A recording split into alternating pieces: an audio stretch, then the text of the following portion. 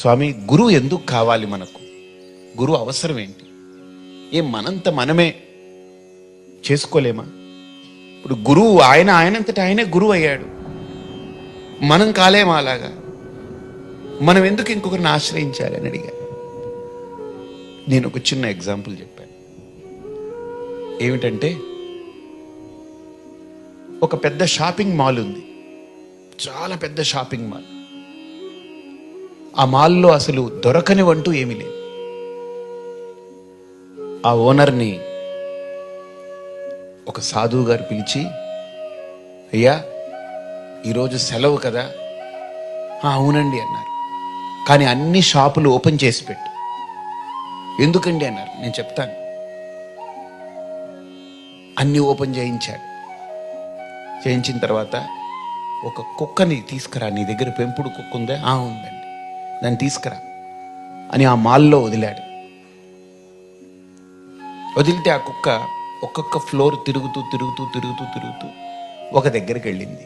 దానికి కావలసినటువంటి అక్కడెక్కడో మాంసము అవి ఇవి కొట్టి పెట్టుంటే ఒక షాపులో దాంట్లోకి వెళ్ళిపోయి వాసన పట్టి శుభ్రంగా తినింది.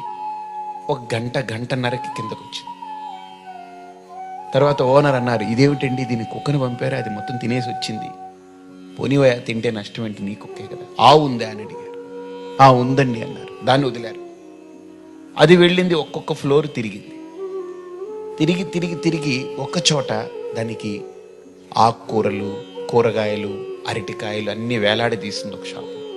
అందులోకి వెళ్ళి శుభ్రంగా తినింది. 3 గంటలకి దిగొచ్చింది. ఈయన ఓనర్ అన్నారు, స్వామి ఏంటి మీరు ఏం చేస్తున్నారు? కుక్కను పంపమన్నారు, పంపాను, అది తినేసింది, వచ్చింది. ఆవుని పంపమన్నారు, పంపాను, వచ్చింది. మీరు ఏం చెప్పాలనుకుంటున్నారు?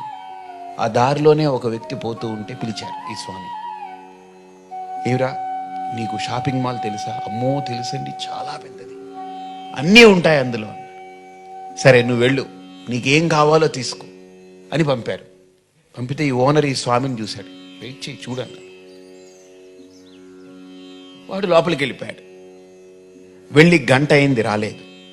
2 గంటలైంది, రాలేదు. 3 గంటలైంది, రాలేదు. 4 గంటలైంది, రాలేదు. ఇప్పుడు ఈ ఓనర్కి బెంగ పట్టుకుంది. ఇదేంటండి, కుక్క గంటలో వచ్చేసింది, ఆవు 3 గంటల్లో వచ్చేసింది, వీడు మనిషి వెళ్ళాడు నీకు కావాల్సింది తెచ్చుకోరానంటే ఇంతవరకు రాలేదు, అసలు ఏం జరుగుతుందో ఏమిటో అని వీడు బెంగ పెట్టుకున్నాడు. సరే ఈ స్వామి అన్నారు, సరే మనం వెళ్ళి చూద్దాం వాడి పరిస్థితి ఎలా ఉందో అని. వీళ్ళు వెతుకుతున్నారు, చూస్తే ఒక మూలన ఇలా జుట్టుపట్టు కూర్చున్నాడు వాడు.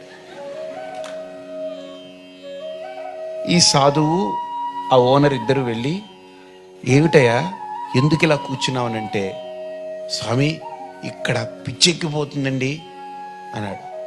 నీకేం కావాలో తీసుకోనంటే, నాకేం కావాలో నాకే అర్థం కావట్లేదండి అన్నాడు.